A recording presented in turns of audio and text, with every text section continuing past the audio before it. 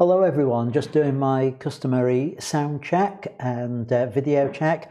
If it's all working, could you do the usual and just pop a comment in the live chat, and then I know it's safe for me to go off and make my cuppa. Right, see you at past.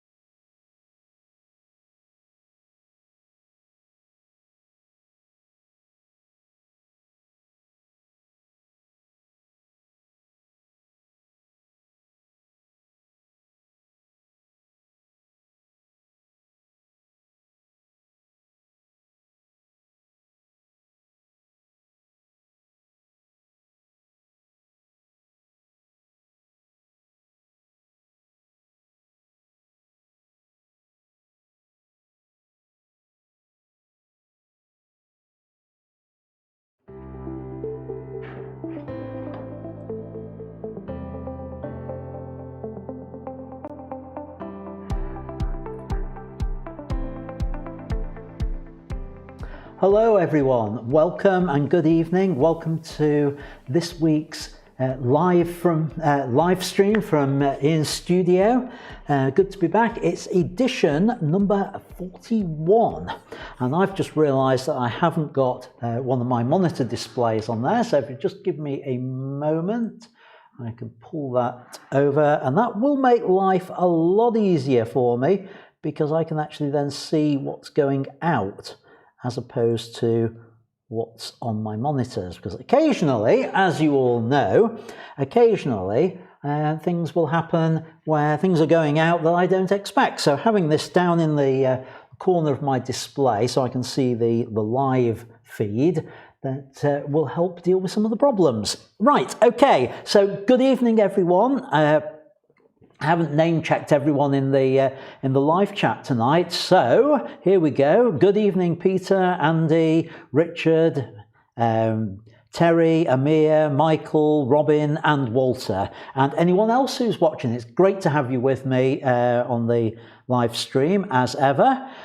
So welcome, and let's get underway, shall we, with the show tonight. First of all, if you are new here, then please take a moment to subscribe to the live stream. If you're finding these helpful, that means you'll get notified when new videos are online there. And in the new year, I will be posting a lot more videos between the live streams. That's going to happen in the new year. So hit the subscribe button. You'll get to know about that. Not just on this channel, but my other two channels as well, the Lightroom one and the travel one, if you're interested in those two topics as well. If you're watching this on the replay, I know some of you will be. A couple of people have said they can't watch tonight, but they're going to be watching on replay. Do pop a comment in the comments. I know you've seen it. It just gives me an idea of how many people are actually watching, because the actual number of views doesn't really mean anything on YouTube in terms of that, because people click on, click off, and they're not really watching. So having somebody place a comment there when they're on replay gives me a better feel for who's really watching this. And of course, hit that like button. We've got a target to meet. We didn't do it last week. We didn't break the record of 16 likes before the end of the introduction. This is just a bit of fun, folks. It's just a bit of fun. But the serious thing behind it is that the likes tell the YouTube algorithm that people really like this. And in theory, it should then be go up in the rankings so more people can find out about it. And oh, hello, we've got a few more people in the live chat. Anthony, or AB Music, on there. Hello, and hello, David Walker as well. Nice to have you on the live stream. Right, yeah, the likes just tell the algorithm this is worth watching. So I try to get people to beat the record of 16. And 11 likes is what it's telling me on my screen at the moment. So a bit of fun, but serious thing behind it. Right, do share links to the show. I know some of you do that already, and I really appreciate you letting others know about it on there. And if you don't know what the show's about, they are currently weekly shows, and I'll talk a little bit more later about why it's not going to be weekly come the new year. They will be on full. They'll be on YouTube in full for a little while. For the words "little while," please hear about 6 months. That's about how far behind I am with the editing at the moment. And then there will be cut down versions and highlights and things like that on YouTube, and full versions in my academy. Whoa, we've got more on there coming in. Tristan, Rebecca. Hi, Rebecca. Nice to see you on the live stream. So, what about the show? Again, this is all the usual stuff. Questions in the chat. I've got a couple of points within the show where I can deal with questions from people. So ask your photography questions in there and I will deal with them at that point. If I can't answer the question there and then, because sometimes I just need to get images prepared to be able to talk about a topic, I'll I'll hold it on to another live stream. If you are watching on the replay, put your questions in the comments. I do read every comment. I also reply to every comment as well. So please do that. I even reply to the spam comments. How sad's that? I usually poke fun at them actually when they do a spam comment on there, but they always get deleted very quickly as well because the YouTube algorithm picks them up. Yeah, if you want to actually help out with the show and help me for doing this. 15 likes according to mine at the moment. We're doing well. We just need a couple more to beat the target. Yeah, if you enjoy the show and want to contribute financially, I've got this thing called Buy Me a Cuppa going on. There's a link down below the description in the live stream, but there's the link on the screen as well. buymeatea.com/Ian Butty. It's run by the people who do Buy Me a Coffee, and basically it's just another name for Buy Me a Coffee, and it's just a way of you being able to give a small amount to say thank you for the live shows. And in return, if I've got giveaways, I did a few weeks where I was giving giveaways to people who'd contributed, and I'm keeping a tally. So if you contributed last week and there wasn't a giveaway, or this week and there wasn't a giveaway, those will come in handy later on. You'll get the next giveaways that come up on there. And I also like once a week on the thing to give a special call out to someone. And this week it's to Amir. So thanks for this week's cuppa, Amir.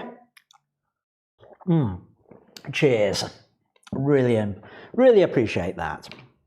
All right, the Facebook group that's associated with this, most of you will know about it, but do join if you don't. It's where we share photos during the week. It's where we carry on the conversation there, and it's where I keep you informed with what's going on with the live stream and other things. I've been told we've got 17 likes. It's only showing up as 16 on mine. Mine's always one behind. Have you noticed that? I always seem to be a little bit behind everyone on there, but I'm going to go with the 17 that you guys can all see on there.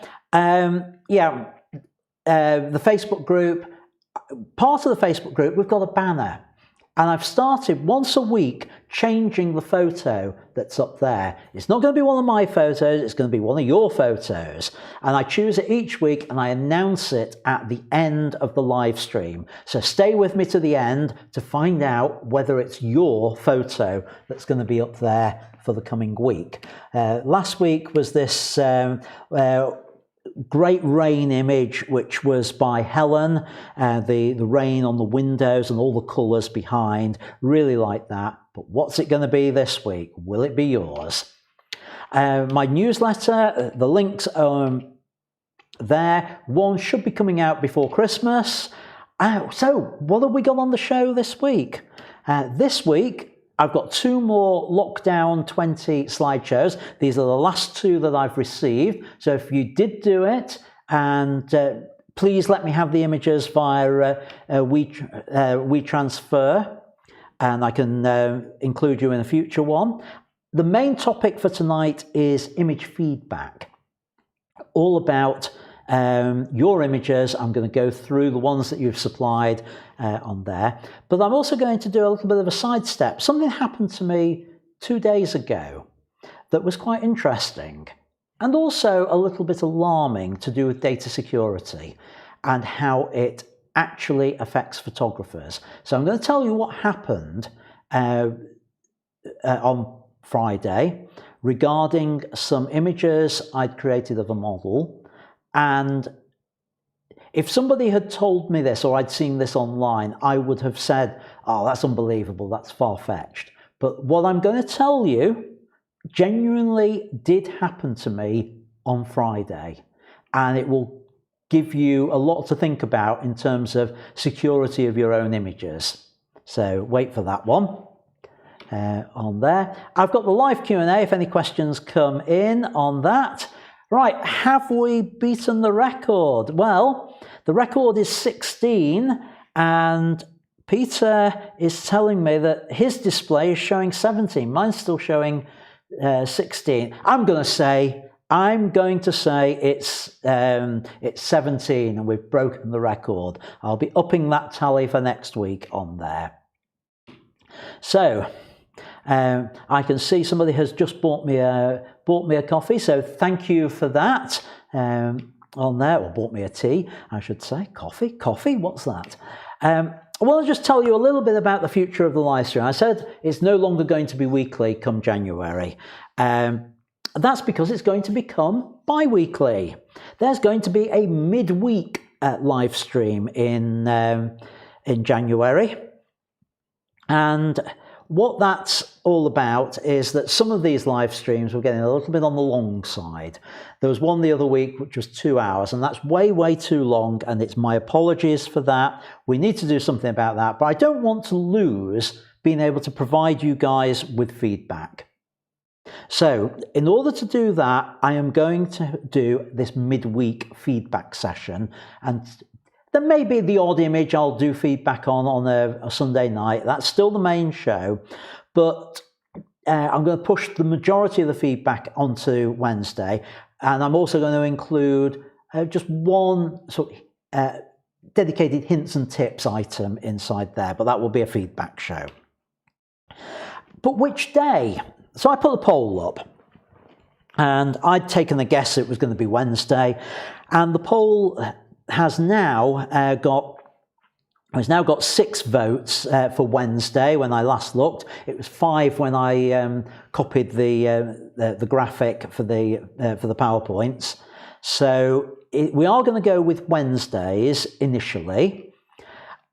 If you want to watch it on another night of the week, you can't do Wednesdays, that's fine. Like the live stream, they're all going to stay on YouTube for a while, so you can watch it on Thursday nights if you prefer on there, or if you prefer Fridays, just wait 2 nights and watch it on Friday night. You just won't be live, but you can always do the comments and I can pick up on those anyway. So we're going with Wednesday initially, and I've scheduled the first 2 of those in January. So you can always watch them on replay if you don't like Wednesdays. So what else? As I say, I have scheduled all the live streams up to a couple of weeks into January now. So if you pop over to my YouTube channel, you'll be able to see exactly what's coming up, and the themes as well. So if you want to get ahead of when I announce them on Sunday nights, you can have a look there to see what's coming up on that. Right, okay, so that's what's happening with the live stream. So let's have a look. Have we got any questions in chat? No, we've got a lot of people telling me there's been 17 likes, and another, by the looks of things, another cup of tea just been purchased. So thank you, folks. Really appreciate that. It does mean a lot to me. So if you've got questions, pop them in the live chat. There is a bit of a delay that if you comment on something, the chances are by the time I get it, I've probably moved on to the next topic. So always get your questions in early. And if you're doing any silly comments about things I'm saying, which happened last week, just tie it back on there, because one came in last week and I'd already moved on to another topic, and it completely threw me for a few minutes. Not a problem at all. And that sort of fun side of things is all part of what the live stream's about. But just remember there is that delay there. Or you can always contact me by email on the address there. Right, okay, let's talk about the Lockdown 20 challenge. This took place during lockdown here in England. The idea was 20 images on 20 consecutive days. So that you had to create a new image for 20 consecutive days to complete the challenge. If you have taken part and haven't sent me the images that you created, do WeTransfer them to me, and I can include you in a future live stream. But as far as I'm aware, the 2 I'm going to show tonight are the last 2 that I've got. So tonight's, the first one is from Terry. Now, apology first of all to Terry on this. Something very weird has happened with the dates on your files. I normally try and do the slideshow in order of the days that they were created on. But for some reason, your images, the dates are all screwed up because they appear to be in batches, and I don't quite understand what's happened there. So that means they're not in the order in which you took them, I don't think. I've tried my best, but the dates didn't seem to make any sense on it, because there seemed to be 4 on one day, 3 on another, something like that. Whereas I know you did them on consecutive days, because that's what the challenge was all about. So my apology to you, Terry, if they're all in the wrong order on there. But let me play the slideshow. I need to make an adjustment to my camera while that's going on, because I appear to be a little bit overexposed in terms of f-stops on that. And then I'll come back and have a look at Terry's images and give a little bit of feedback. So here we go. Terry's Lockdown 20 challenge.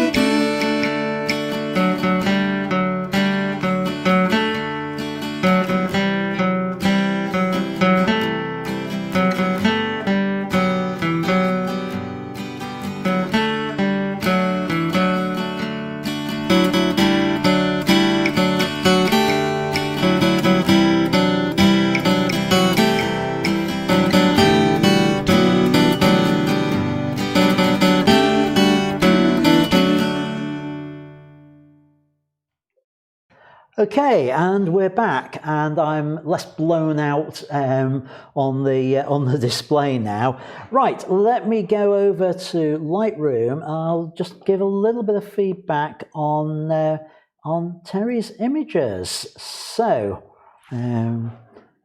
oh yeah, you see, normally I set this up while the video's playing. Instead, I was playing around with the camera. So right. Here we go. Right, got it. So there we go. Terry's photos on here. So really nice set that you got, Terry. Lovely, contrasty, saturated images on there, and some interesting little themes as well. Now, a few of these images I've already covered on other days. With it, not least of all your feet on my video. Right, so the couple I want to just talk about on here. Let me see. Yeah, I just want to say how much I really like this one on there. The wood, the golden colours of autumn on that, and I'm assuming you've tweaked the white balance to make it that little bit more orangey on there to capture those colours on there, and that's worked really well, Terry, for that. So what else I want to comment about? Yeah, this one. The water droplet. My suggestion with this is don't bullseye that droplet there. If I go in and do a crop on it, you'll see what I mean with this. Something's running very slow tonight on the machine. It's probably Lightroom. Well, this is silly. Right, that's better. Is it, if I put that on the 1/3 mark, maybe doing it better this sort of way, and maybe just in a fraction there. So it's not quite the 1/3 mark, but not far off with it. I think you'll find that that is a stronger composition for it being off center with it. So just think about that. Try and avoid bullseyeing things in the middle of the image on that. What else? There's a couple down here. I do like this contraption here, the dead combine harvester, maybe, whatever it is. A bit of farm equipment. I'd like to see a little bit more space around it, just a fraction more. It feels a little bit hemmed in on that with it. But again, I don't know whether you tried this, but a close-up detail shot would work well. Blimey, Lightroom's running slow tonight. I don't know why, but something brought right in, like almost like that, would also give quite an abstract sort of feel to it as well as an alternative with that. Okay, what else have we got? Oh yeah, one final one with this. The sunset. I'm assuming sunset rather than sunrise on there. Just check that horizon. I think it's slightly cockeyed. Yeah, it is just slightly. Needs to be sorted on there, and it's a little bit underexposed in the shadows. So if we just bring those shadows up a bit, maybe here's a trick. Sometimes you bring the exposure up and then bring the highlights down to compensate, so it actually just concentrates more on the midtones. I would be tempted to do a little bit more saturation in the sky. At this point, I'm just going to go over to my presets, because some of these will help with the sky. If I just go down the sky, give a little bit of a boost, maybe a graduated, no, perhaps, no, that's a bit too much. Oh, I've just spotted something, Terry. Get your sensor cleaned again. That's an easy fix, though. And for those who don't know why that's in black and white at the moment, that's because we've got, or I've got the visualized spots down here enabled. Let me go full screen so you can just see what's going on a little bit better on there. And there we go. We'll take that off, hopefully. Yeah, that should be sufficient to deal with it. Yeah, you'll never know there's a hair there.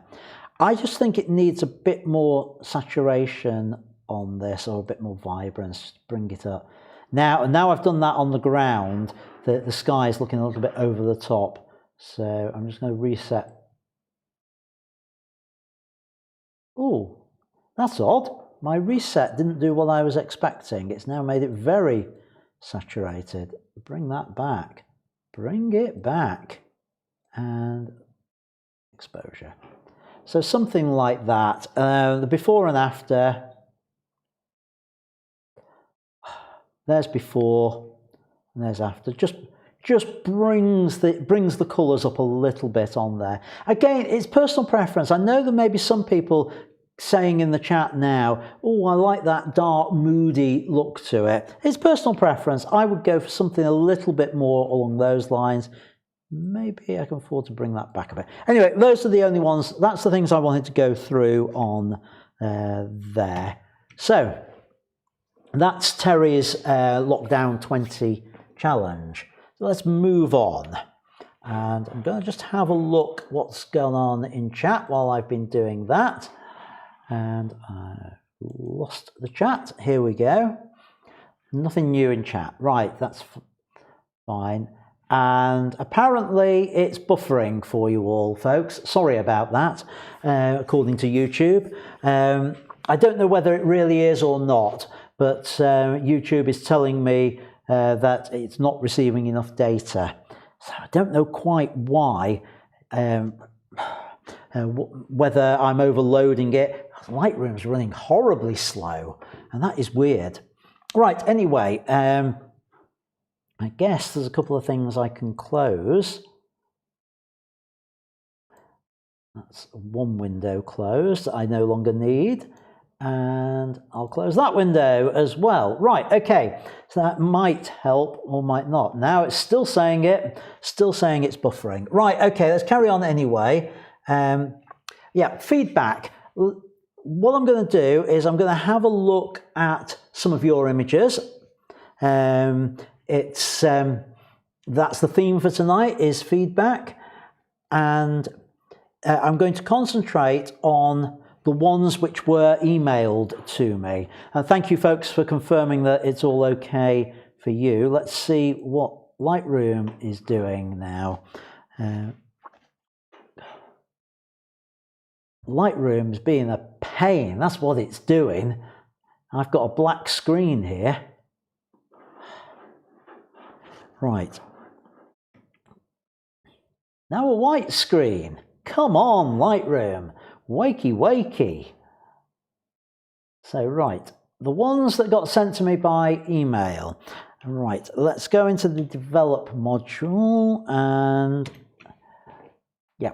Right. Just a couple of things, folks, in terms of sending me images for feedback, both on the Sunday shows and when I get to the weekly ones.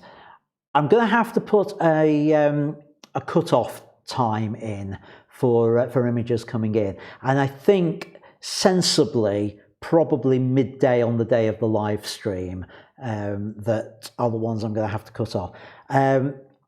I've been trying very hard to get images that have been coming in during the afternoon as I've prepared, and a couple of weeks I've had ones that have appeared right at the point where I've just closed down my email, I've got everything in set up, and oh no, another image has come in. I have to go back and save it and put it in and then re-import it. And there was a couple of quite late ones tonight. So my apologies to Amir, who I managed to get one of them. So I pulled that in, closed everything down, and then apparently another one's turned up. I don't even know what the image is, but I'll deal with it in a different show for you, Amir, on there. I'll just give you feedback on this one. Right, so this is a waterfall scene. I don't know where it is. Let me have a look at the metadata. Ah, right, okay. I know why it's running low. Excuse me. This will be why the performance is poor. It's gone into battery saving mode. It looks like, although I had connected the power supply, it wasn't actually plugged into the laptop. That might well explain some of those problems. No wonder it was going a bit sluggish. Right, okay. Sorry about all that, folks. Right, let's have a look at this image of Amir's. Right, he took it at f16 and 1/3 of a second. So we go full screen on there. It was on his Nikon. It was a 17mm lens, which is the equivalent of 25mm at the 35mm equivalent on there. Now, let me just zoom in and check critical focus on there. That is pretty sharp on that. It's not quite full resolution. I suspect that's because of how it was sent to me. So I can't say for sure about that, but what I can say, it looks pretty good on there in terms of sharpness. Now, a third of a second, stop down to f16, dull day. I'm assuming you weren't using any additional filters on there, probably wouldn't be needed. The image is just a little bit on the dark side. If we look at the histogram here, we can see that we've got a lot of space up at the top and everything's sort of bunched around in the lower half of the histogram. So my first reaction would be to go into the develop module and it moves screens a bit quicker now, and just to up the exposure very slightly, just to bring that. And if we look at it on the histogram, we can see now we've brought that more into the midtones area on that, and it's just brought out that little bit of data, that little bit of information on there. We've still kept this moodiness to it, but we can see what's going on a little bit better on that. Do we need a bit of vibrance on it? Well, I don't think so. I think that's a nice moody shot. With it, I'm assuming your point of focus was around here, although it's looking like this rock is slightly sharper than there. So I would have said the point of focus should have been on that rock. I don't know whether it was or wasn't. It could well have been, actually, with that sort of depth of field. But as with mostly with landscapes, remember that 2/3 of your depth of field is behind your focus point. So you want to be about 1/3 of the way into the scene to get your maximum depth of field with it. So I think it's a nice shot. I think it's well done, Amir. Sorry I couldn't do the other one as well tonight. Now the next one, it's got a little bit confusing on this.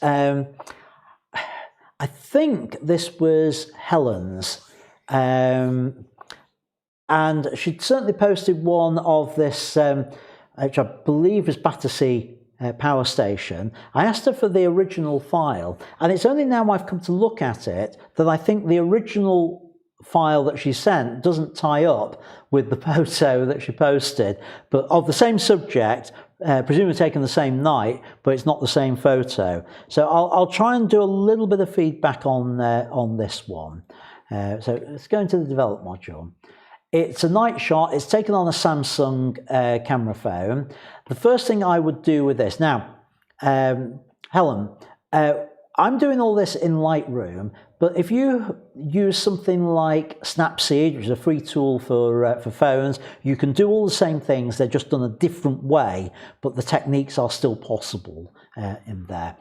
First thing I would do was to sort out that white balance. It's a little bit late in the evening, this. For those who don't know, the magic time for doing these sort of dusk shots is 20 minutes after the official sunset time, and that window lasts for about 20 minutes.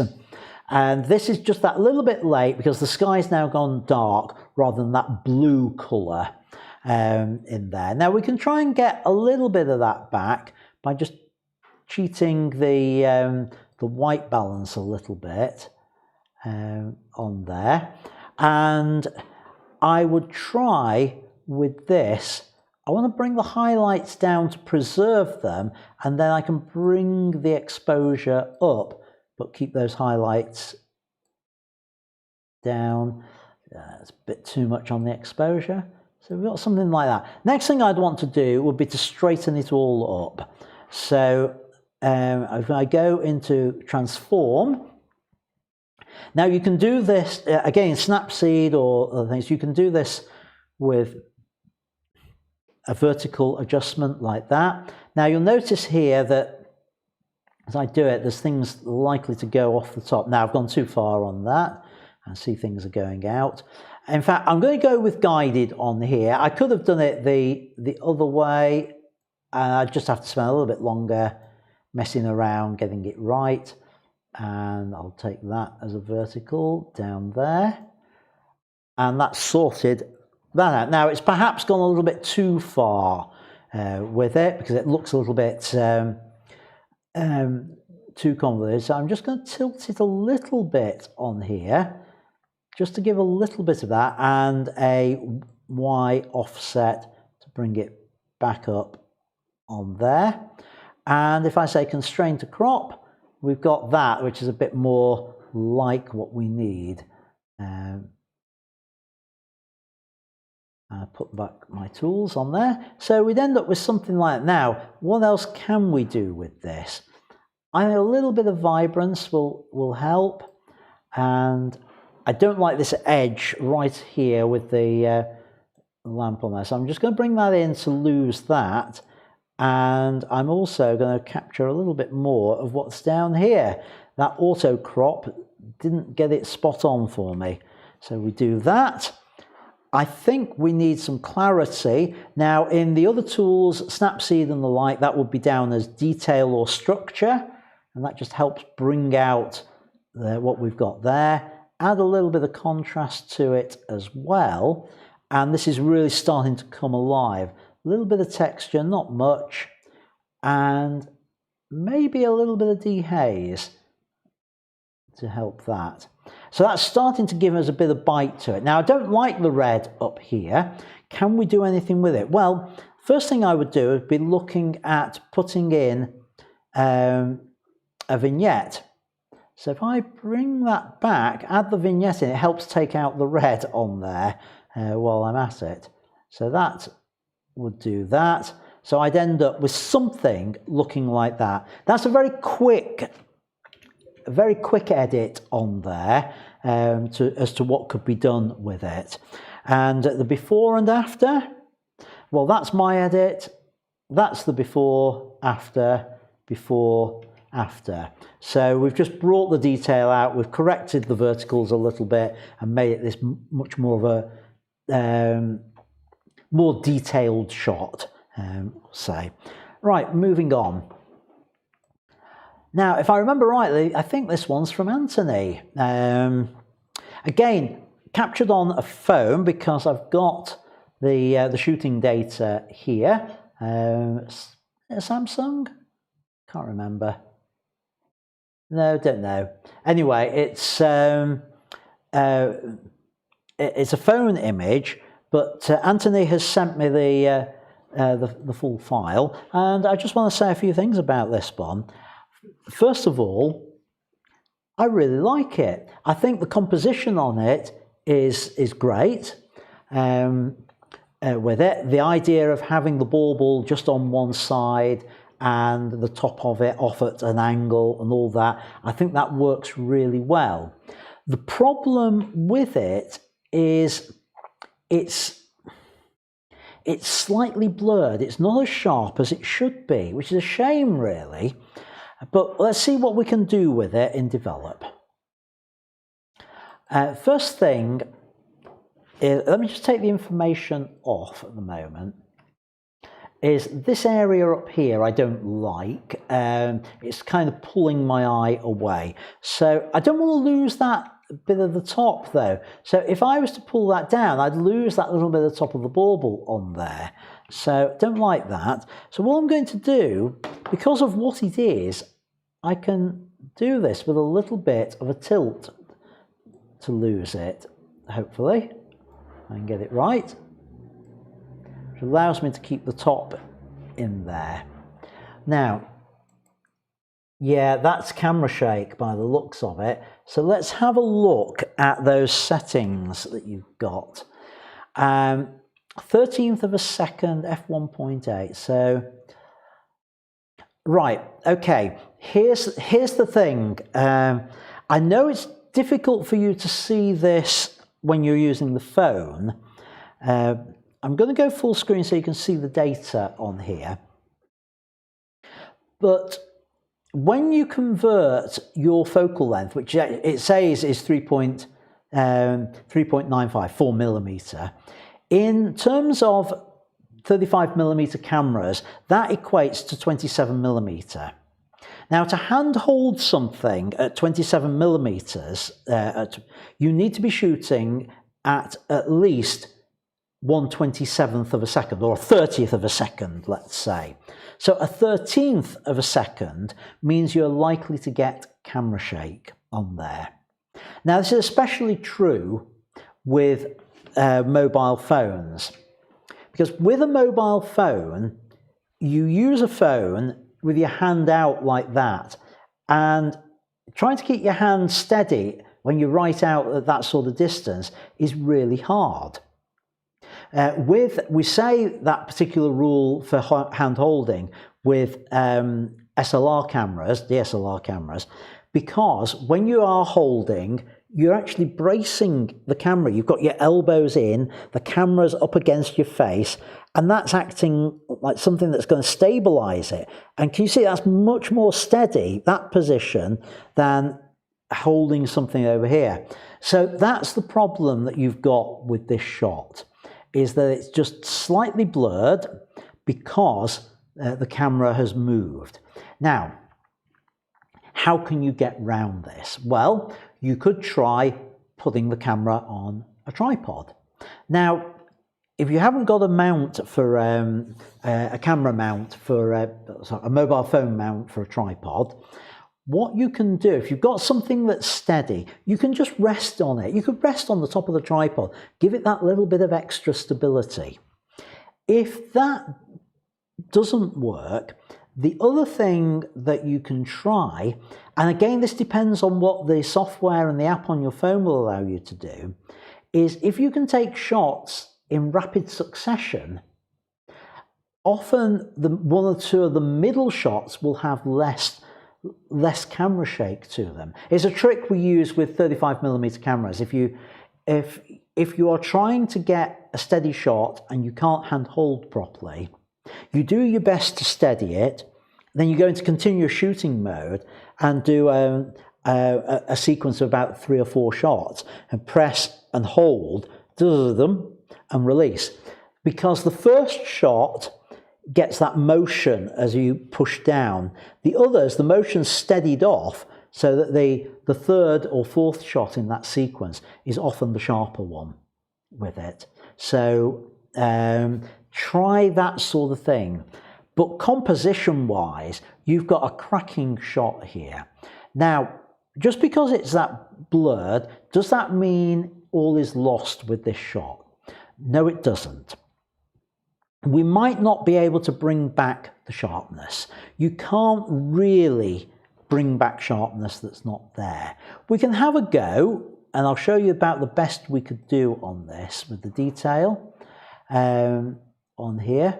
So if I do sharpening and I whack that right up and whack the radius up on there, and a bit more detail on it, we've got something back, but you can see it's not brilliant at all. It's created that sort of artifacting. We can get rid of some of that with a bit of masking in there, but it's never going to be, you see, it's still soft. It's brought a little bit back artificially, but it's not brilliant.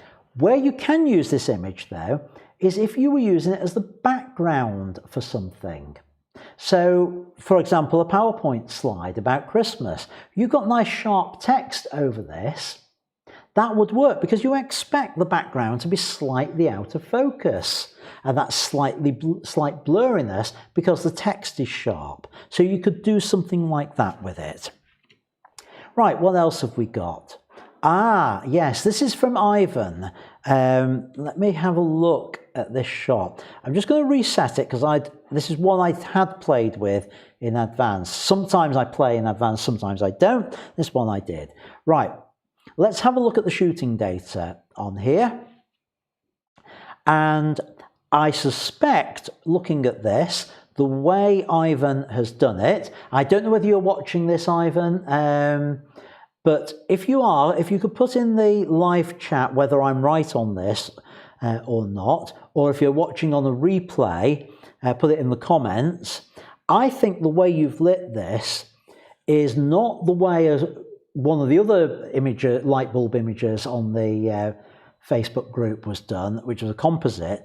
This one, I think, was done with a flash gun behind that we can't see, but it's pointing at the light bulb.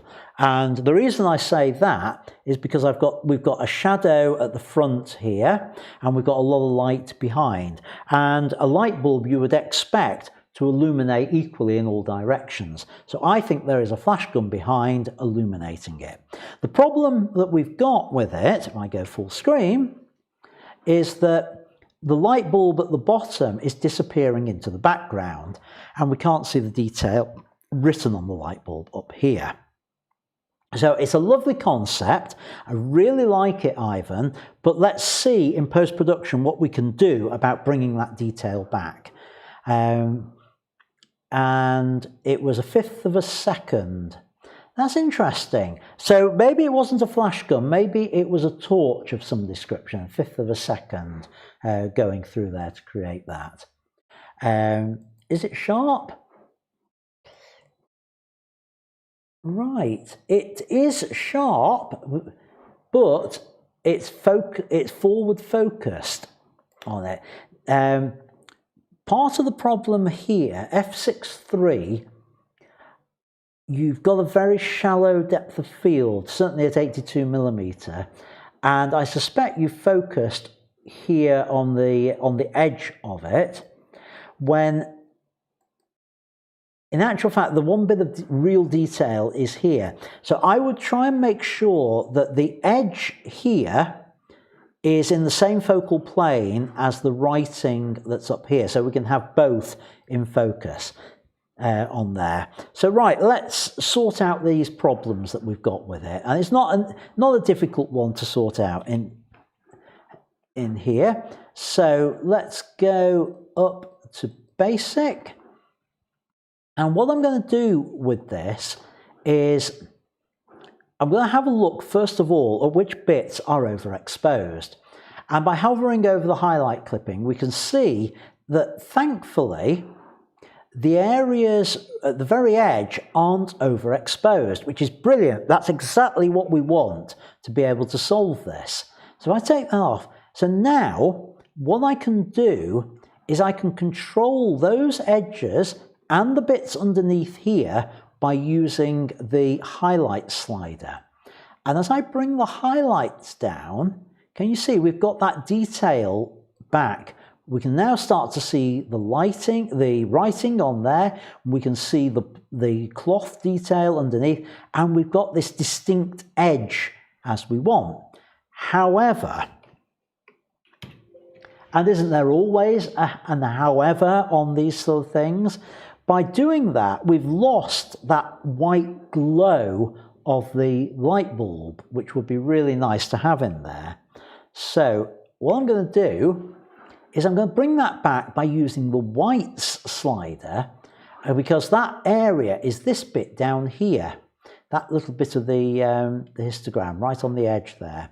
So by bringing the whites up, you see I can light the inside of it again, but still keep this edge. How far do I need to go? I need to go just enough to make sure that it's lit, that we've still got the detail on there. So that's starting to look quite nice now. The problem with it is it's this old problem of it's bang in the middle. It's not, compositionally we've got lots and lots of dead space on there. So let's deal with that with a crop. So I'm just going to bring that in, bring the top in on there, and I'm just going to bring the edges in just a little bit, because I think putting it just off center like that, maybe just a little bit bigger, a bit more space at the top with it.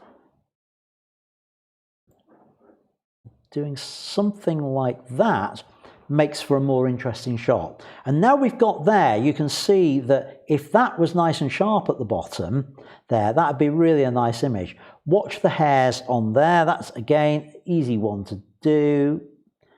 Just paint over that. And oh, it's not picked a brilliant bit to take it from. I'm going to take it from around here. Yeah, that'll do on there. So that's what I would do with that, Ivan, for that image. That would be my approach on there. So how are we doing? We got, oh, that was the details of Anthony's shot. So then we've got an image from Peter, which is, oh, while I'm on here, let's just go back to Ivan's. The before and after for Ivan's image. It never resets the crop, but that was before, that's after in terms of the processing. You can see how we've got that detail back in there that was missing on it. So right, back over to Peter's image, which is a coloured Christmas cottage. I presume some form of model. This was his edit on it. He's trying to bring in some of the detail in the background on there. And the other image, the other one, that was the original unedited JPEG file. So let's see what we can do with this. Now there are bits which are blown out, and I'm not going to be able to bring a huge amount back on this because it's a JPEG file, but I can have a go. Let's see what we can bring back. A little bit on there. Let's see if we can get some of the shadow detail in. Let's bring that up, maybe the exposure up. Then we'll bring that exposure up much further on there. Like that. That's how I would bring it back. Now, white balance is a bit of a problem on this one because I have no idea what to set it at. So I'm just going to play around with it a little bit to try and find a white balance that works. So I would go with something like that. And let me just compare that with Peter's attempt. Wrong way. No. So that was Peter's edit. That was mine. So do I need to bring it back just a fraction, maybe, on there?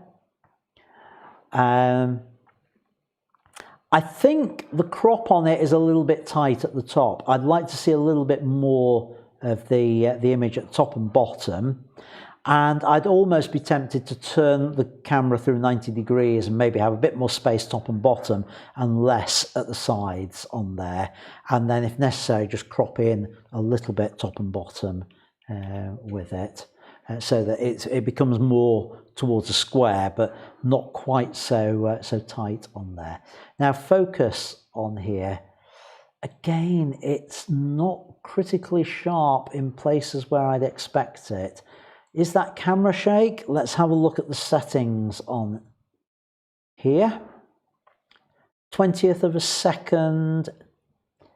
Again, yeah, your focal length on this, right, you're shooting with a Nikon. So your focal length is effectively 126mm, which means to hand hold it, I'm assuming you are hand holding, you need to be shooting at 125th of a second or thereabouts, because I think there's a little bit of camera shake on that. Right, aperture as well on here, f4, because you're zoomed in with it, f4 along with that zoom in, you are going to have a very shallow depth of field. So you've got to decide what bits you want in focus. And a trick with this would be, I think you really need to be on tripod for it and then open your aperture up to get that wider depth of field for it, because the fact that those are blurred and out of focus are just a little bit distracting on there. So yeah, I think tripod would be my call. I suspect the problems are that it's not on tripod, or if it is on tripod, probably not a very stable one because there is movement. It doesn't look sharp to me. Sorry. Right. Anyway, that's not very positive, I'm afraid, on a lot of that. that tonight on those. The other images I've got, I think just about all of you, maybe all of you, have got images in the second section, which are the ones I've pulled from Facebook. So let's go back to where we were in our conversations, and I'm going to have a quick look at what's been going on in chat while I've been talking.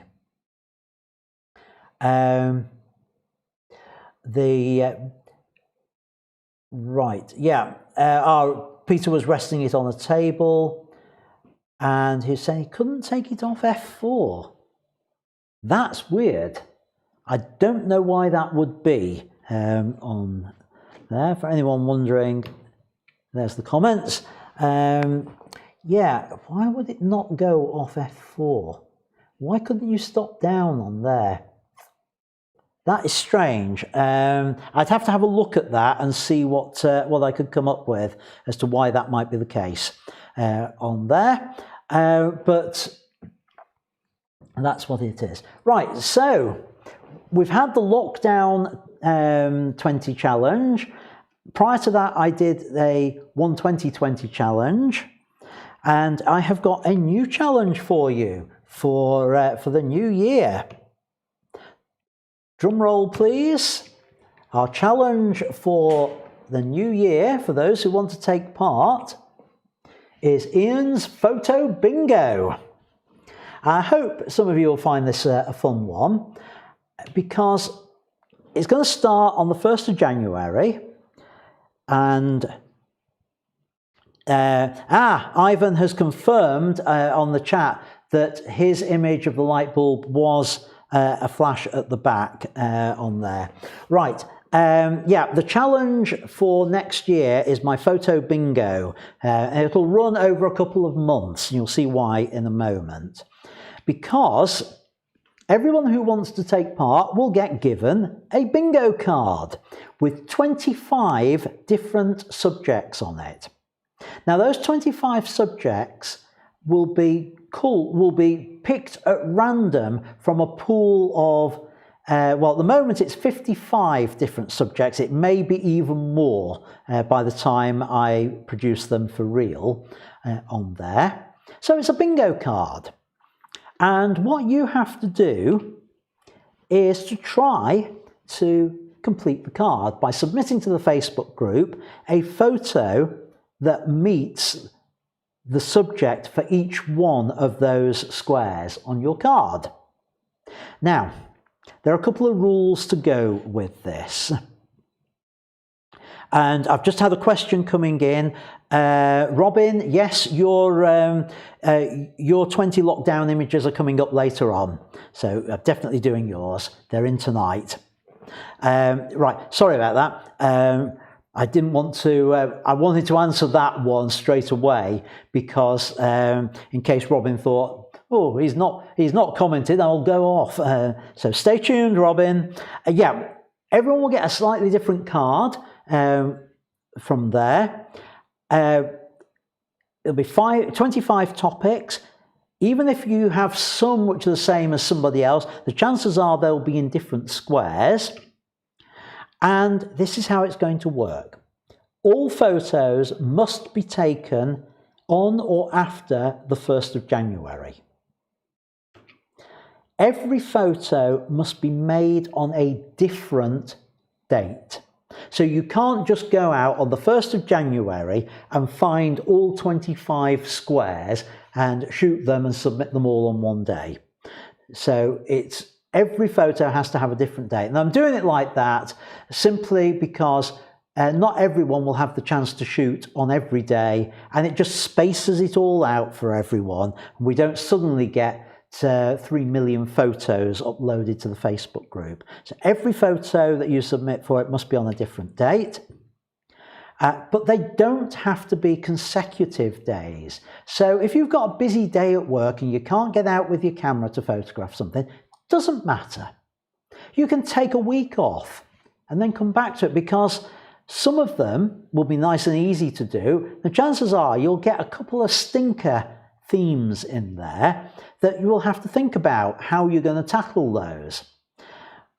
So once you've got a shot, you post it to the Facebook group and say what the theme is.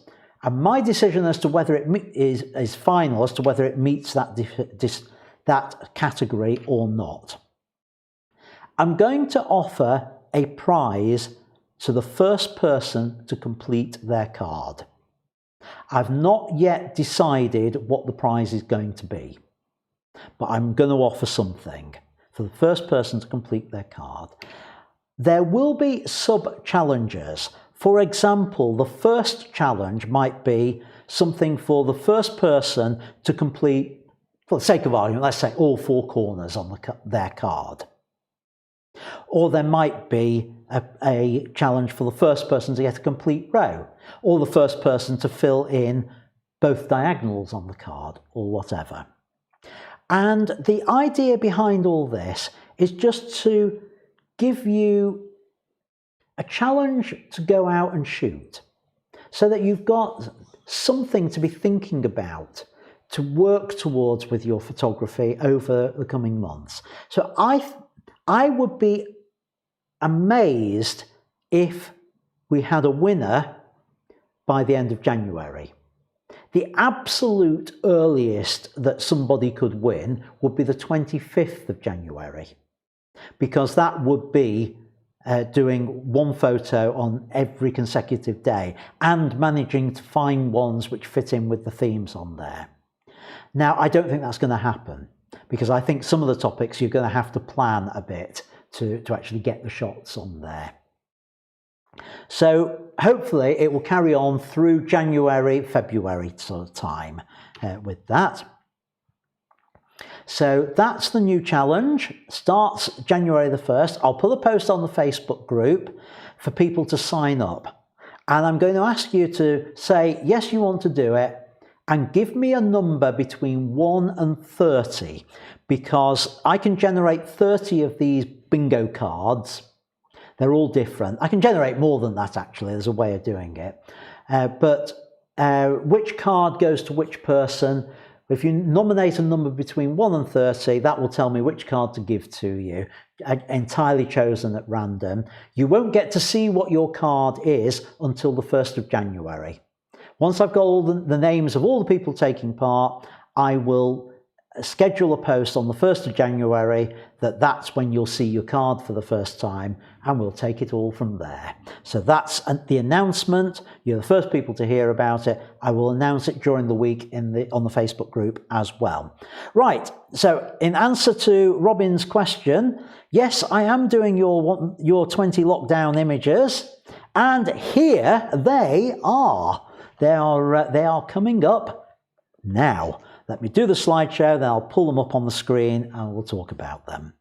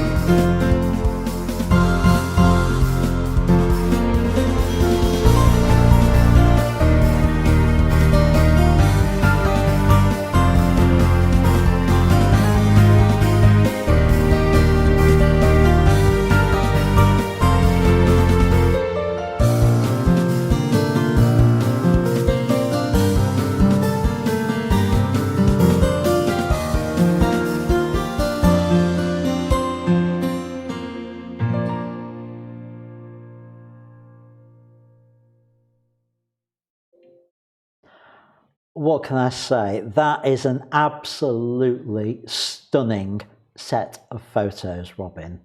And I am blown away by them. That one of the I know yours didn't come in until after I'd shown the first few, but I saved yours till last because I wanted to finish of the ones I've got with the best set, and it really is a stunning set of photos.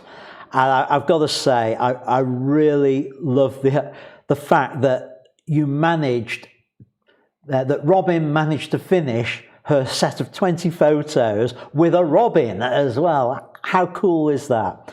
Now, these images, there's so much I could say about these, but I don't want to say that much. Some of them I've already talked about on previous live streams because they're so good. And a few interesting ones. I really like the sort of the motion with this one, and I think that would have been done in camera.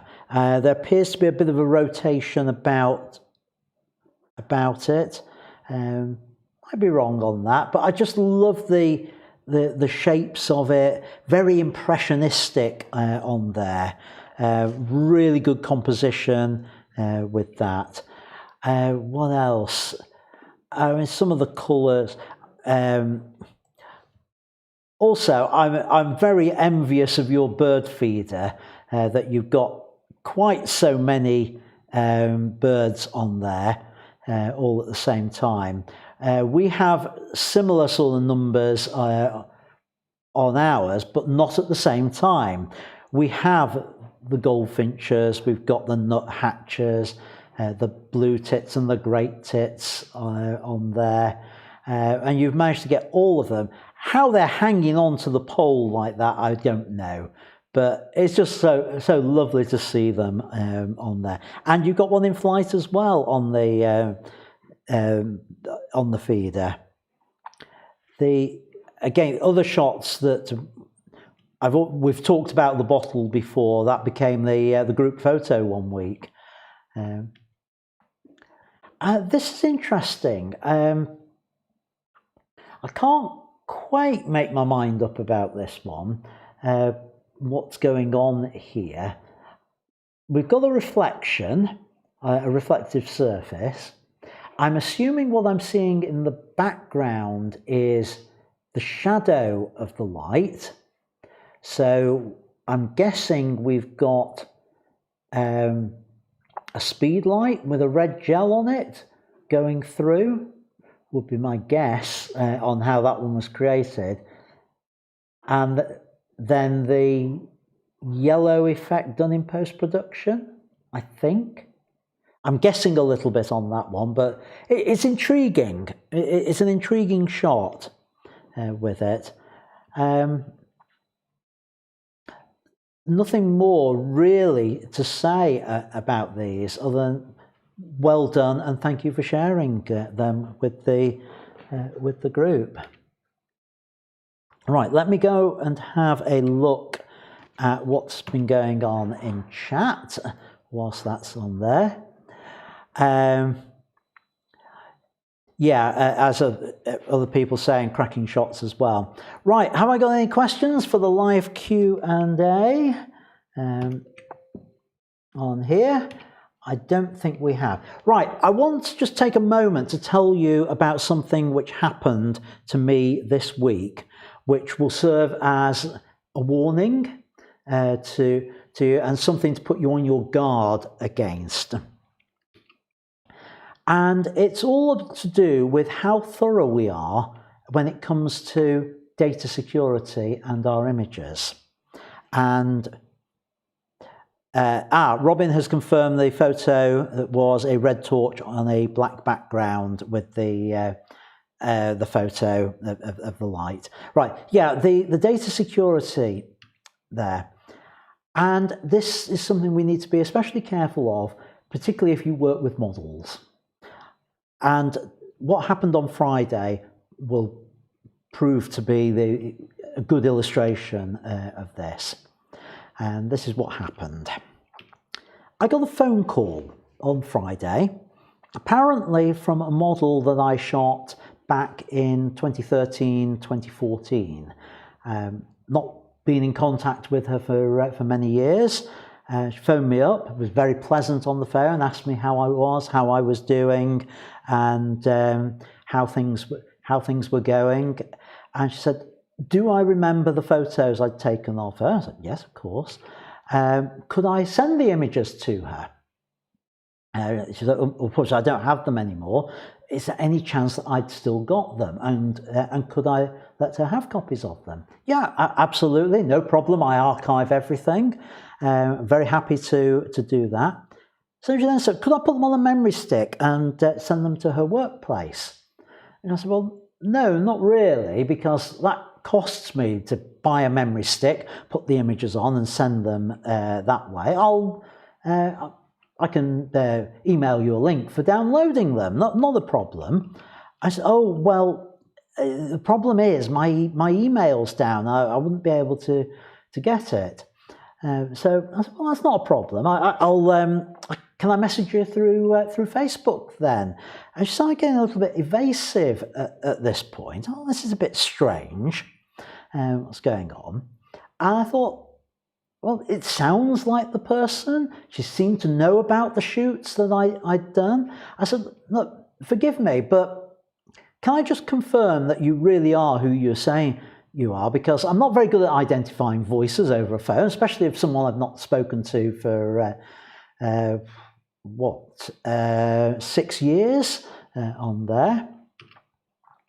And I said, can I just check that I'm talking to the right person?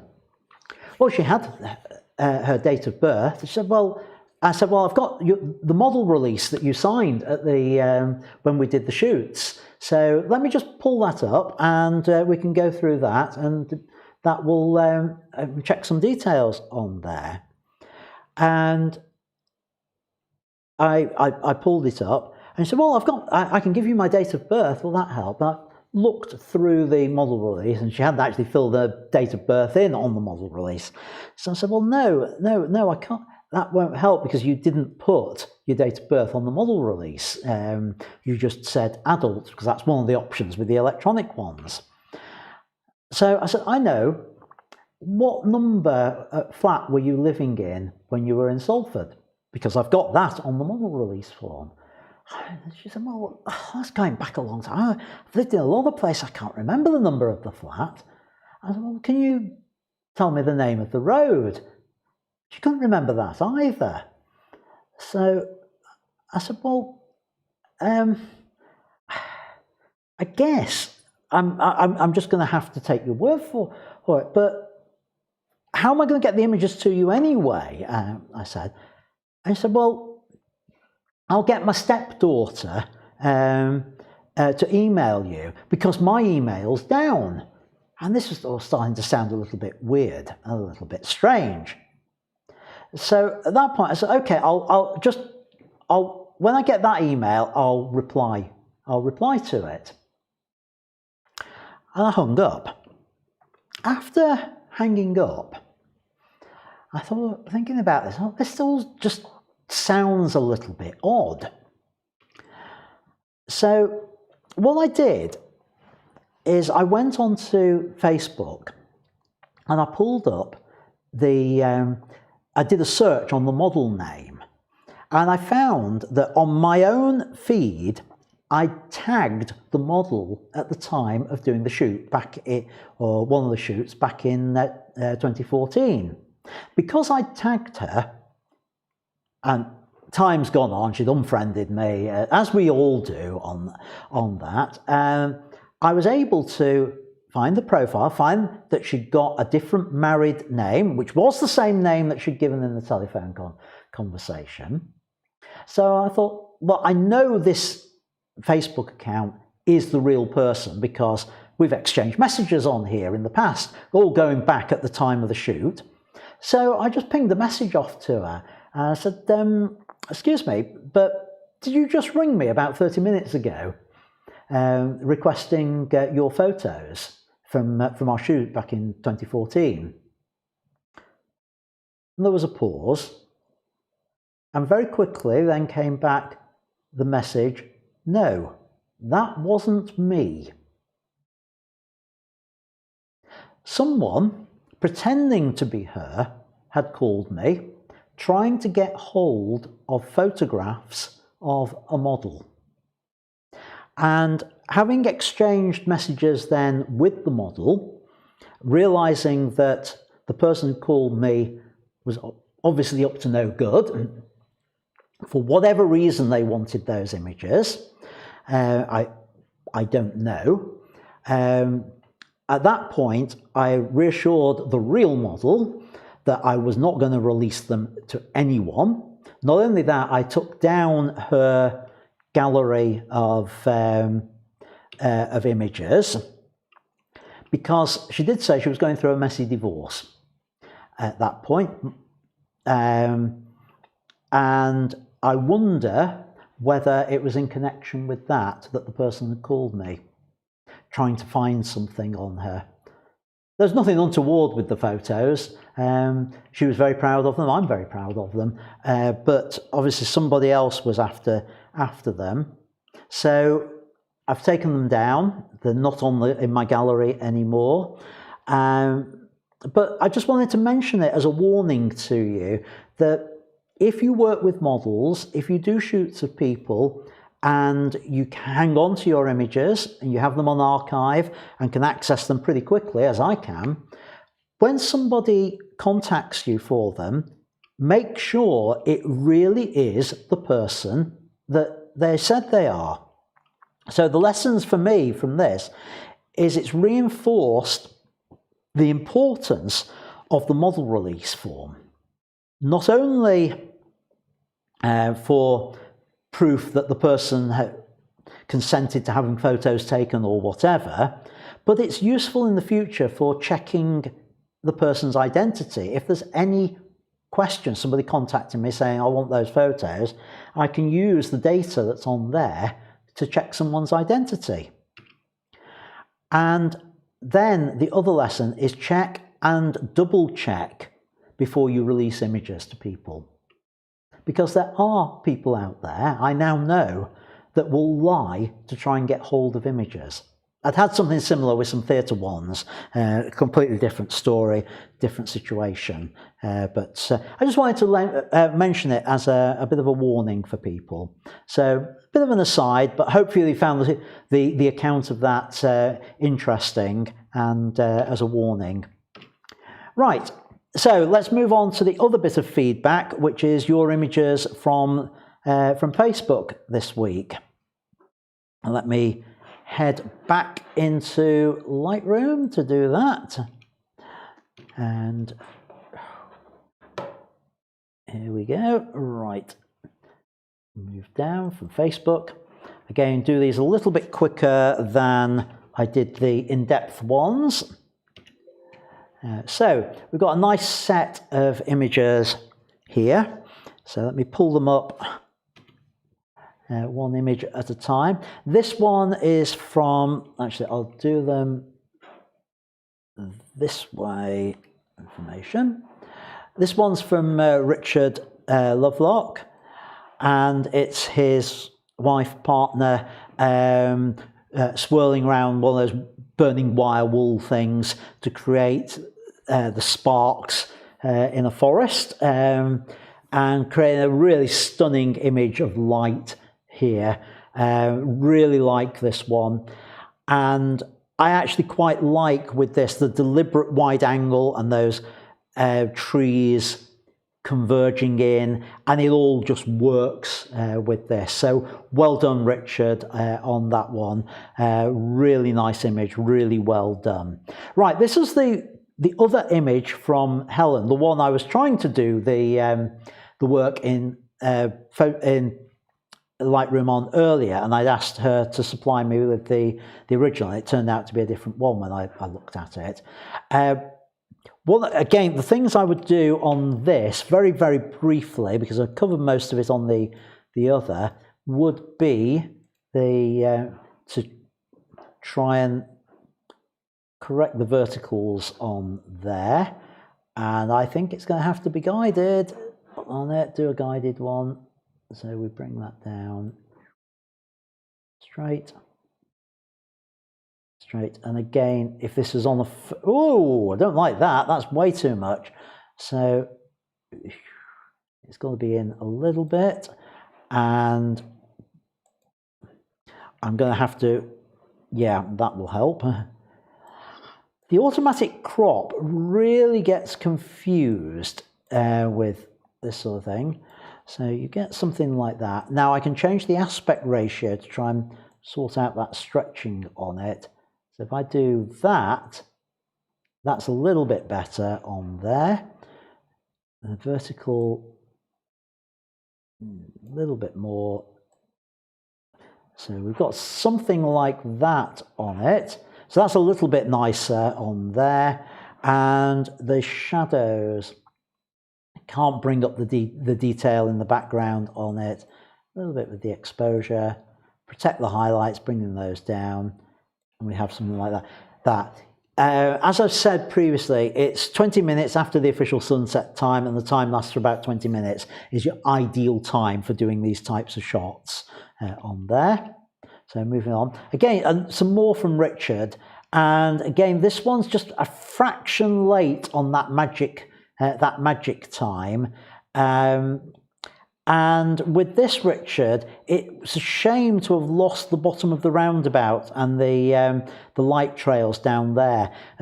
I think the light trails on this are just as interesting, if not more interesting, than the buildings on it. So it's a shame to have lost those. So you just need either a wider angle, if you had one. I'm not sure, looking at this, whether you would have. Let's have a look at the shooting data. Oh, of course, it's from Facebook. I haven't got it on there. So I would just try a wider angle on it. Correct the verticals or not? Not sure on this one. I think we'd just lose more at the bottom if we did, but should have been shot just slightly earlier. This one's got a bit more of the blue glow in it, so not bad on there. But this one I really like. Long exposure with it, which gives the soft glow reflections in there, but it does need the correction. Make everything vertical on it for it to really work like that on there. And again, just feels a fraction late on it. With the exposure of the sky. If it had been a fraction earlier, it might have just got a bit more detail in the sky. So I'm just trying a few things on there. Not much I'd change on it, other than shoot slightly earlier with it. Then this one, again, time problem. I would correct the verticals on with it. And can we do it auto? Yes, auto's done a good job. Now, with that, can I just get those edges in? Yes, we can. So we end up with something like that on there. And that works nicely. I like that. Again, I'd like a little bit more blue in the sky, but it does work as it is. There's just a hint of it in there with that. Robin, your guitar, painting with light, different coloured torches on there. Quite like this. I like the fact that you've put it on the diagonal, and that works well with it. It looks pretty sharp to me with it. Always difficult with these sort of things. Yeah, just a nice idea. The fact that you've got a good black background on there, truly solid black, really helps it work as well. You've kept the light from the torches on the guitar. Really nice shot. Nice idea. Richard, horizontals and verticals on this one. The horizon is definitely tilting on it. So let's try an auto on there to fix it. Oh, I'm not sure whether we got that. It's one where I'm not sure whether you'd intended to do the quirky angle with it. If you had, it just needs to be obviously the quirky angle for it. So bring it over a bit more like that if you were definitely going to do it, or straighten it up as I did on there. Michael, this one is a bit of an awkward one. I think what I would like to have seen with this is less of this dark area at the top and a bit more of whatever the next word is, SPA or something. I don't know what it was on there. So the top would be down there and a little bit more space at the bottom.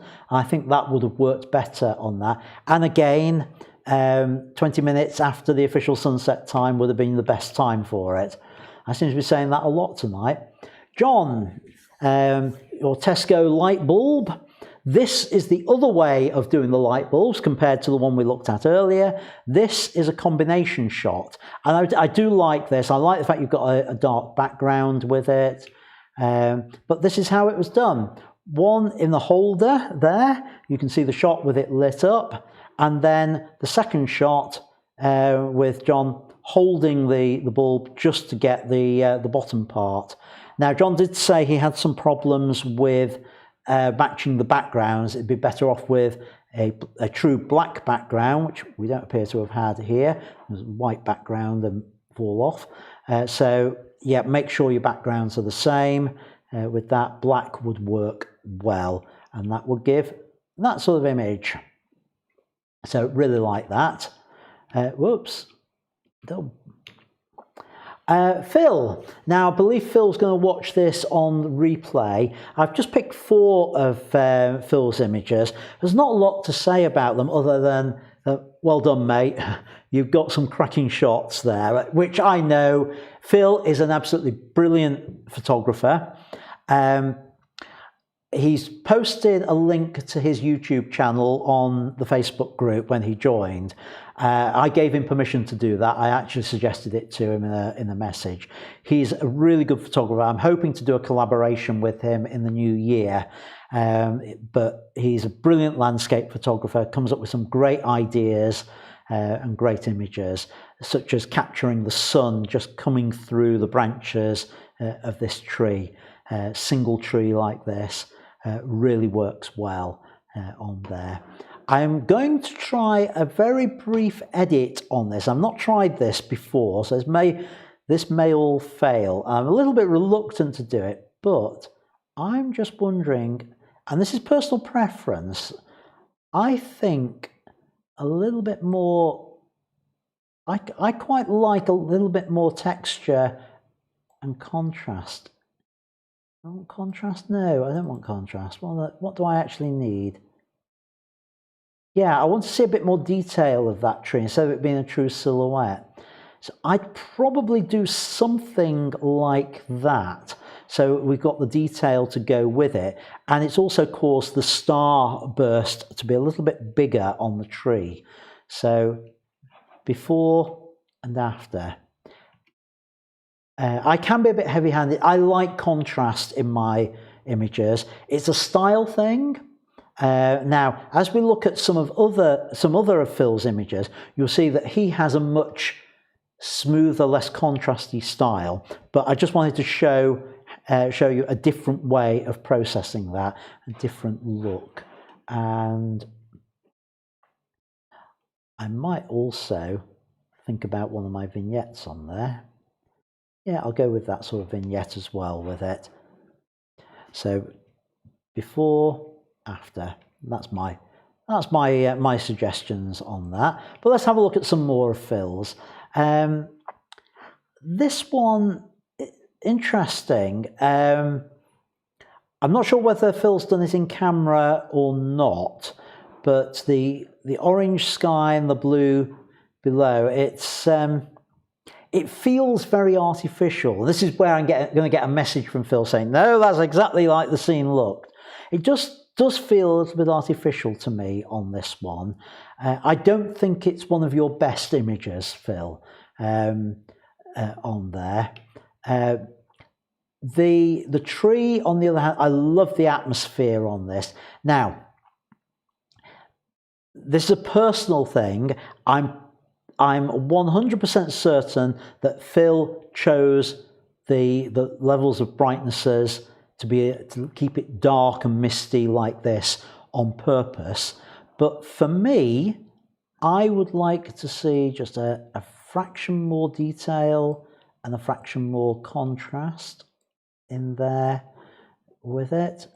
And I'm going to do I'm a bit worried about losing detail in the highlights there, so I just pull that back slightly, and yeah, that's the before and after. So it's a little bit subtle. It's just opened the shadows up just a fraction on there, would be my thoughts with it.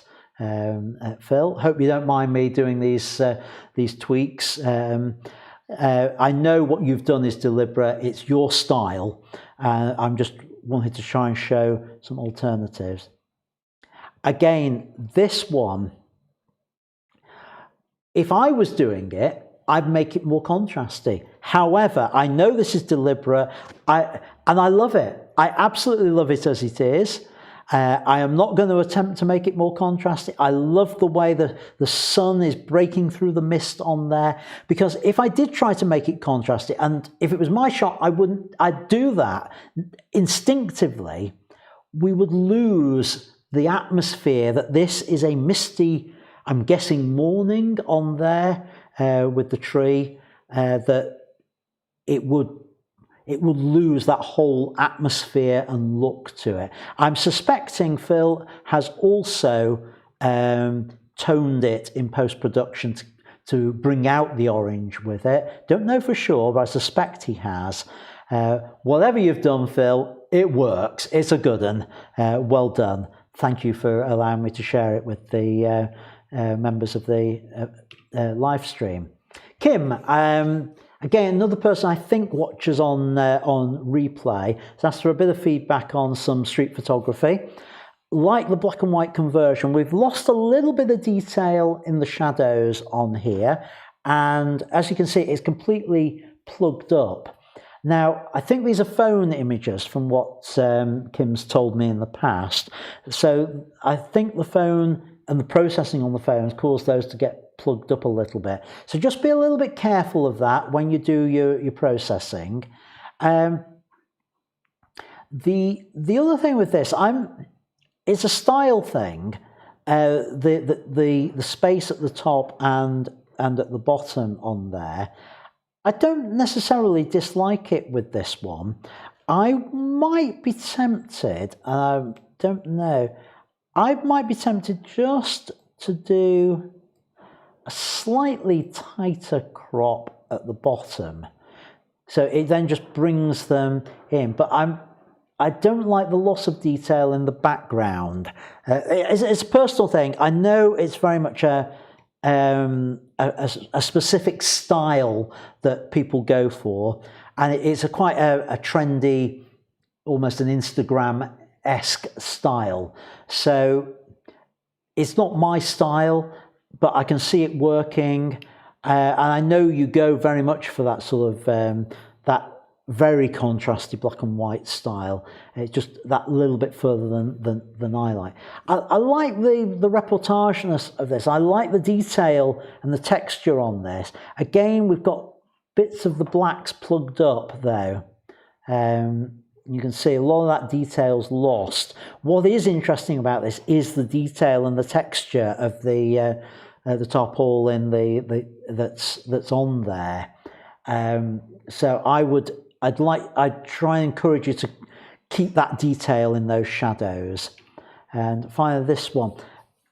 Again, it's stretching the image a little bit far. It's a very trendy thing, and I'm reluctant to say don't do it, because just because I'm not trendy doesn't mean that you shouldn't be on there. But just be aware with images like this, which are very trendy ways of processing, think about what you're going to see in this image in 10 years, 20 years time. And that bleached out look, yeah, fine, have it as an option with it, but make sure you keep your original image so that you're not constrained to that.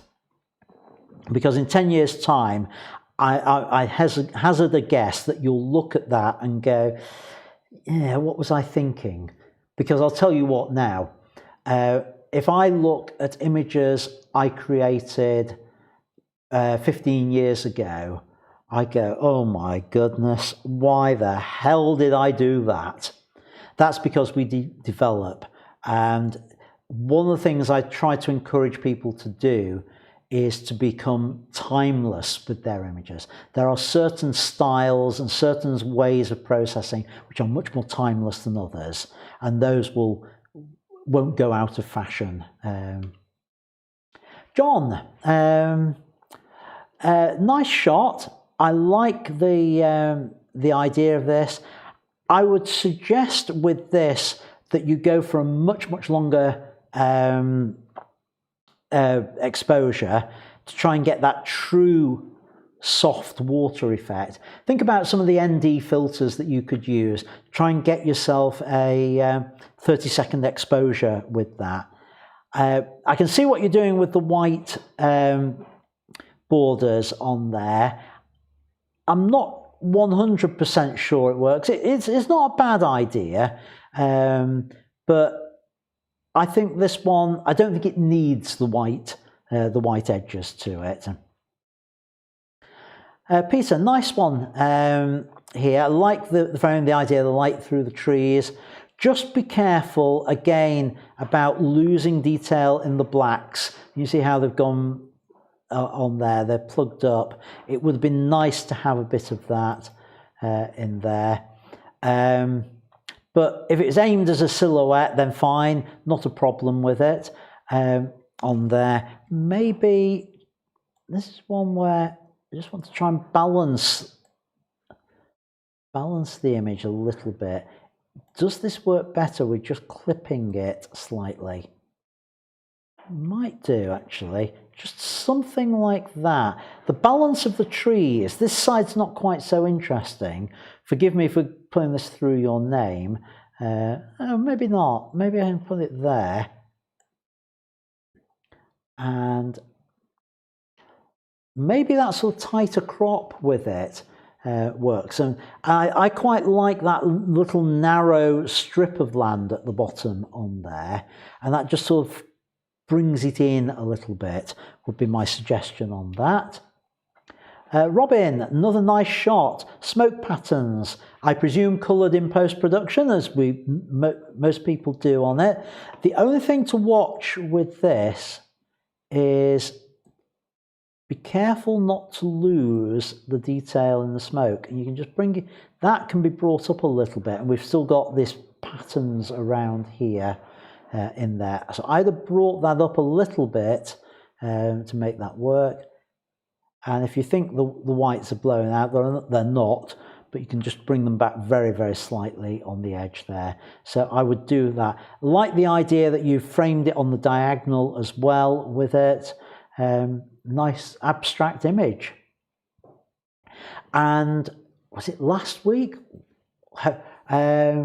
I showed the idea of using light boxes and light shining through kiwi fruit, and Robin here has done a macro of that, a really close shot. Love the colours in this. I don't know what you're using as light from it, but it works on there. Really nice idea with that, and that glow that's just coming through there on there. And with the candles as well, also worked. You've used the power of 3 on it, which is having the three items in there, one of which, the one closest, is in sharp focus. I like the fact that you've got the bend here in the same focal plane as the wick, so that all works on there. The others being out of focus are absolutely fine. Great shot. Does it need to come in a little bit tighter at the top? I don't know. Yeah, maybe that touch tighter. It's only minor on there.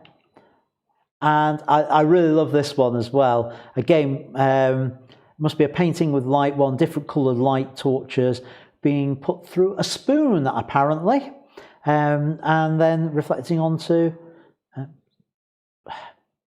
was going to say black card, but maybe it's white card, and the only thing we're seeing is the coloured lights on there. Coloured on card anyway, to create those effects. I like that. I might nick that idea at some point.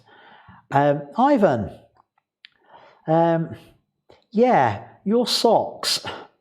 I am jolly glad we don't have smell-o-vision, which actually wouldn't affect me because I don't have a sense of smell, but even so.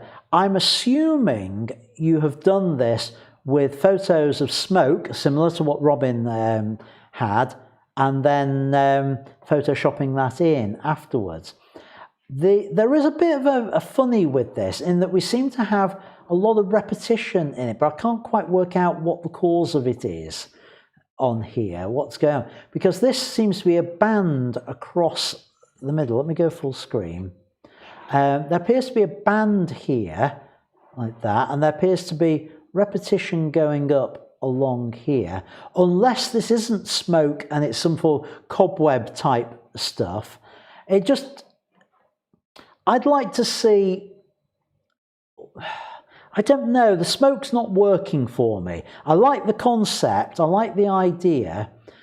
Just be careful that you've got blown out sections down below. Now that could have been caused by Facebook compression, I'll admit that, but some of it is blown out down at the bottom there. So just be careful with getting your exposure right so you don't get that. And the smoke, maybe there's just too much of it for the whiffy socks effect.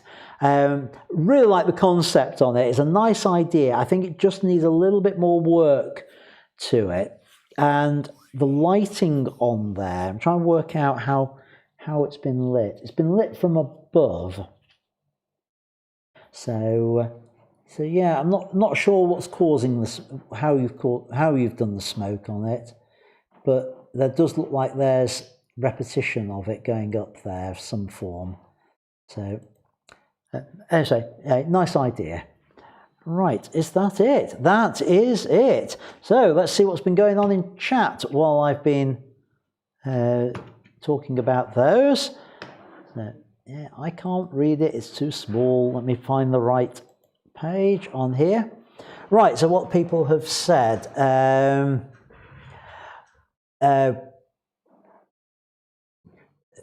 On here. Yeah, John's going to email me his original. Yeah, it was a black background. It was on piece of string hanging off a torch was the... right. So as the torch is moving, it's creating... that would explain why that one section is the same. It must be oscillating about that point on there. On that. That's an interesting way of doing it. Right, okay, I like that. That idea. Anyway, let's move on. I still haven't got any questions for a live Q&A, so we'll just wrap up for tonight then on here. So thank you everyone as ever for watching. Thank you for everyone who's taken part and let me loose on your images. My usual reminder, if you found the show helpful or interesting, please subscribe to me on YouTube. Take a moment to hit that subscribe button. Hit the bell notification too, so you get the messages when things are happening. Add a comment if you're watching this on a replay, and hit that like button, which is now showing at 18 on here.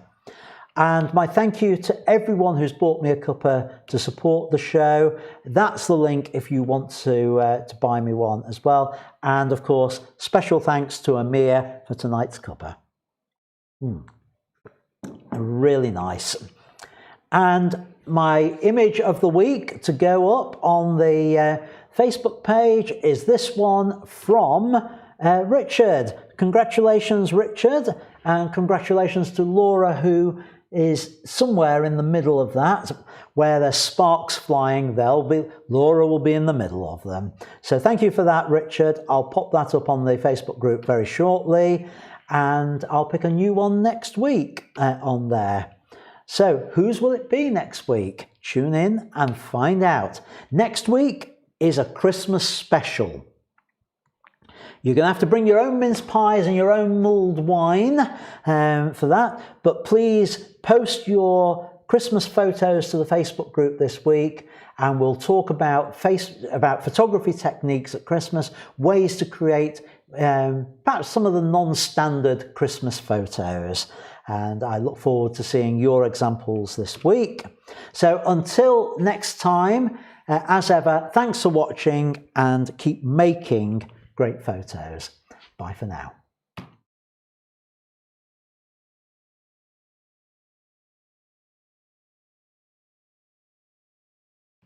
Right, time for the other ending on this, which is for the cut down version when this eventually happens.